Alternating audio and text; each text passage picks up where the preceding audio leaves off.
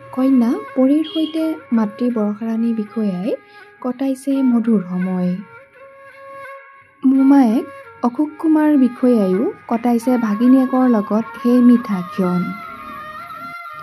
হয় বন্ধু বান্ধৱীসকল, আপোনালোকে ইতিমধ্যে হয়তো গম পাইছেই অসমৰ জনপ্ৰিয় অভিনেত্ৰী তথা মোহময়ী অভিনেত্ৰী বৰষাৰাণী বিষয়া এটি কন্যা সন্তানৰ মাতৃ হোৱাৰ খবৰটো। 2024 বৰ্ষৰ শেষৰ ফালে অৰ্থাৎ ডিচেম্বৰ মাহত অভিনেত্ৰী বৰষাৰাণী বিষয়া এটি কন্যা সন্তানৰ মাতৃ হয়। মাতৃত্বৰ সেই উমান বুকুৰ মাজত নিষ্পাপ শিশুটিৰ সৈতে দেখিবলৈ পোৱা গ'ল অভিনেত্ৰী বৰষাৰাণী বিষয়াক। ইতিমধ্যে কন্যা সন্তানটিক চাবলৈ বহুতো আলহী অতিথিৰ আগমন ঘটিছে তেওঁলোকৰ ঘৰলৈ।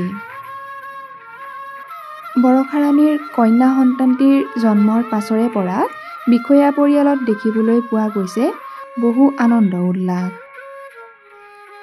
কণমানি পৰীজনীৰ সৈতে মাতৃ বৰষাৰাণী বিষয়া আৰু পিতৃ ভাস্কৰ বৰুৱাই কটাইছে মধুৰ ক্ষণ।